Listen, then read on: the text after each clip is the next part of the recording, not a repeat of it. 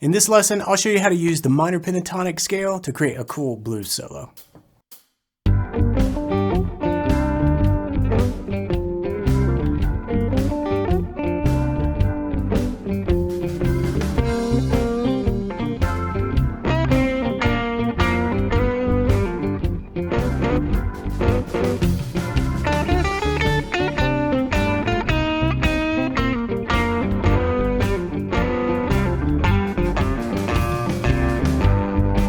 If you want to create your own blues solos, start with learning the minor pentatonic scale, but it doesn't really get you anywhere if you just learn the scale. We've got to learn how to use it, and that's what we're going to get into in this lesson. Before we get started, make sure you're signed up for the Tuesday Blues letter. I send out additional resources each week to accompany the video lessons to help my subscribers nail the lesson. It's completely free and you can sign up at the link on the screen. But now let's dig in. Let's map out the minor pentatonic scale of the chord that we're soloing over. We're going to choose the key of G, and the minor pentatonic scale formula is root, minor third, fourth, fifth, and minor seventh. And here are those notes in the key of G on the top 4 strings. When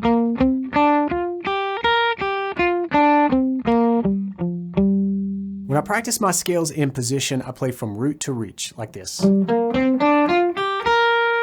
That top note is as far as I can reach while maintaining this position. Then I'm going to descend through the same pattern to the root. Once I get there, if there are any notes below that available, I'm going to keep going and then come back up to the root. In our case here, I just have one note below the root, and then I come back to the root. So the whole pattern is like this.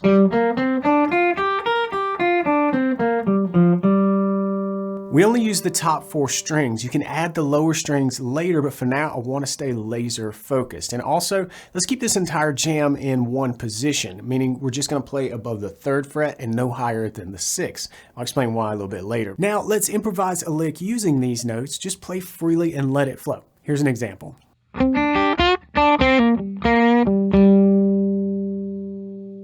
Cool. Now let's do the same thing with the next chord that we're going to play over, the 4 chord.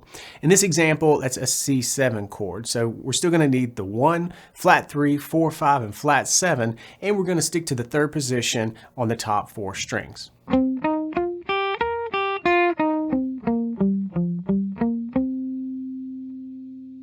Like we did in G, spend some time getting used to these notes just by improvising some short licks, whatever comes to you, but remember, just use these notes and stay in position.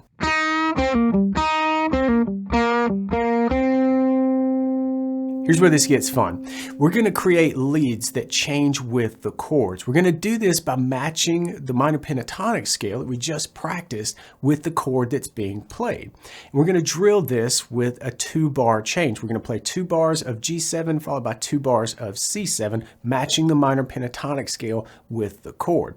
So freely jam by yourself while listening to how these changes sound as the chord changes. Just do this without a track, and then after a few rounds of that, practice over a 2-chord, 2-bar loop like the one that I've got on the lesson page.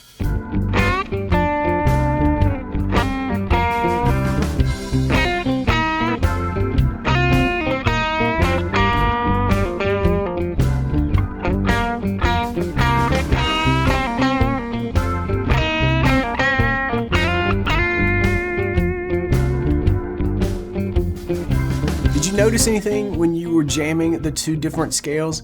When you compare them, there really is a lot that's the same. The notes of G minor pentatonic are G, B flat, C, D, and F, and the notes of C minor pentatonic are C, E flat, F, G, and B flat. You can tell there's a lot the same, but there are differences. If you compare the 2 scales, you're going to notice that the D note is unique to the G minor pentatonic scale, and the E flat note is unique to the C minor pentatonic scale. We should call attention to those differences when we solo. That helps us signal the chord change, and it helps us solo like we're leading the music. Think back to our 2-chord loop. We played 2 bars over G7 and 2 bars over C7, switching the minor pentatonic scale to the chord that we're playing over.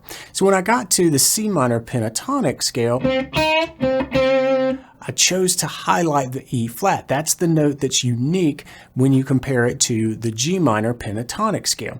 And I chose to do that with some blues bends.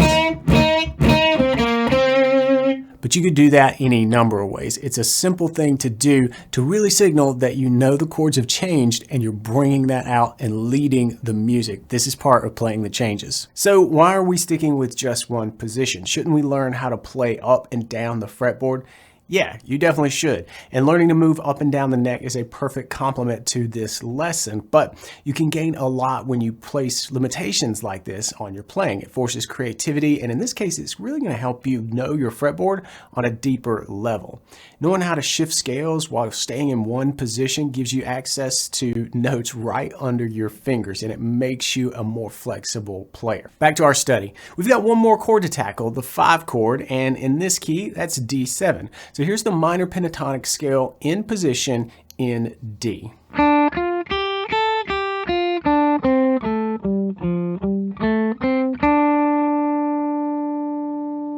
Like before, improvise a few licks to become familiar with the scale in this position, and then expand your scope to cover the changes. We're going to change from the 5 to the 1, and then from the 5 to the 4. You want to get some practice moving from and to each of the chords. And a great place to drill a lot of these changes is in the last 4 bars of a 12-bar blues, where you move from the 5 chord down to the 4 chord, and then to the 1 chord. And then if you loop that, you're then changing from the 1 back to the 5 chord. Like this.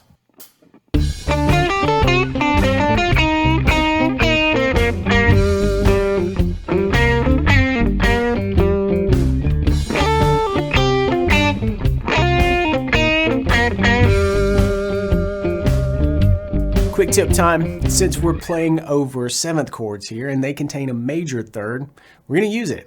It's not in the minor pentatonic scale, but it's in the chord, and chord tones always sound great. So try highlighting the major third. You can do it in a few different ways, but come from the minor third to the major third. You can do that with a slide, a bend, a hammer-on. All of these are great and really bluesy choices as a way to embellish the major third note.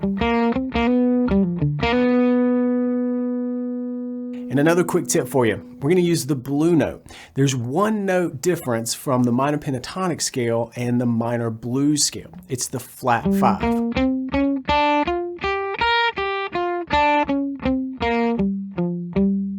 It's a great note to add a little embellishment to your lines, especially as a chromatic sequence like this. We've done quite a lot in a short amount of time here, so let's take a step back and recap where we've been before I show you how it all comes together in a solo. First, we learned the minor pentatonic scale for the 3 chords of a 12-bar blues in just one position on the fretboard, and we did that just to get a deeper understanding of how things are laid out. And then we went on to jam the changes. When the chords change, we switch to that chord's minor pentatonic scale. That's it in a nutshell, but don't forget to highlight those tones that are unique to each minor pentatonic scale. It's a great way to really play the changes. And remember, we had a couple of bonus tips. You can incorporate the major third of each chord, and you can use the blue note to help round out your sound and give you a few more options. And remember to drill these concepts like I showed you on your own or with the track from the lesson page. You can hear me do this on video, but nothing is better than you putting in the time on your guitar. All right, now I'm going to play the solo from the beginning of this video, and as you follow along, I'm going to show the chord that I'm soloing over, the scale that I'm using, along with a few tips to show you how all of this is coming together. You ready?